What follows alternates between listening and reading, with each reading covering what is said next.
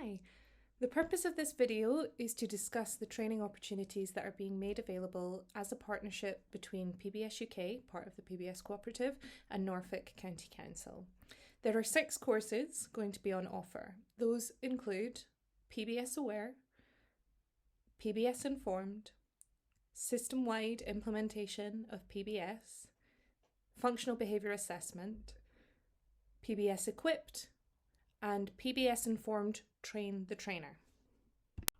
Each of these courses is designed for a slightly different target audience and to achieve slightly different outcomes. So it's really important that you think carefully about who you want to send on these courses in general, and then about which courses you choose to send them on. I'm going to give you a little bit of detail about each of the different courses to help you make that decision. First up, we've got PBS Aware. This is a really short session, just half a day, that's designed to support people who need to know what PBS is, but they aren't taking an active part in implementation. So this might be non-contact staff such as maybe receptionists, or it might be a member of your learning and development team who isn't going to be delivering the training but needs to know how it would fit with the other courses on offer. There are no pre-requirements, so you don't need to do anything ahead of time. You don't need to have attended another course before turning up. And ultimately, there is no knowledge assessment in this. This is just knowledge delivery. Second up, we have PBS Informed. This is a one-day course which is CPD accredited. It is designed to be for everyone who might need to know what PBS is about, including direct contact staff and individuals who wish to go on to do further courses. It's based on the 10 key components of PBS by Gore et al. 2013. Participants who attend this course will learn what positive behaviour support is, how it focuses on quality of life and behaviour analytic processes to contextualise and understand problem behaviour. Again, there are no pre-course requirements, but there is a knowledge assessment for this one. For people who want to go on to learn more and implement positive behaviour support, we have 2 further courses. There is the Functional Behaviour Assessment course and our PBS Equipped course. You can either do both the Functional Behaviour Assessment and the PBS Equipped, or you can do just the PBS Equipped. We're not running the Functional Behaviour Assessment on its own. For either of these courses, you need to have completed the PBS Informed or an equivalent first. Functional Behaviour Assessment, sometimes called FBA, is a 2-day course which is designed to help people understand the processes involved in conducting a functional behaviour assessment. It is both practice-based and assessed, so individuals who do this course are going to implement these strategies in their own services and will be assessed on their ability to do that. It covers a number of things, including function-based approaches to behaviours of concern, tools for assessing and determining function, data-based assessment approaches, indirect and direct assessment approaches, and includes practical sessions. Requirements for this course are that the person must have completed PBS Informed or an equivalent first, and that they need to have identified a focus person who will be the subject of their work during these 2 days. This focus person will need to have consented, or we need to have otherwise sought consent in order to do that. Our PBS Equipped course is the most practice-based course that we offer, and it's run 4 days over 10 weeks. So session 1, then you have a 3-week gap, session 2, 3-week gap, etc. Each of those 4 days covers a different theme. Day 1 looks at quality of life, specifically our PERMA model, our preferred PERMA model. PERMA is a model of quality of life put forward by Martin Seligman, specifically within his book Flourish, and will be well explained during the course. Session 2 looks at environmental strategies and reactive planning, least restrictive reactive planning. Session 3 looks at constructional skills teaching, and Session 4 looks at practice leadership and includes the assessment of the overall course.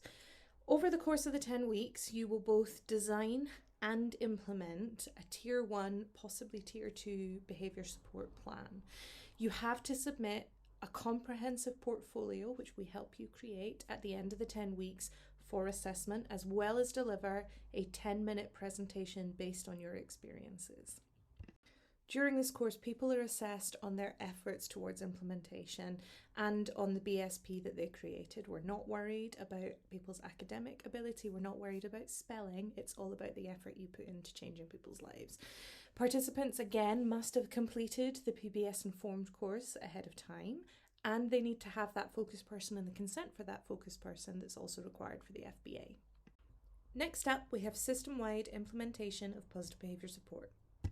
PBS, when well delivered, occurs across all levels of a system, not just at the direct line where care is being delivered.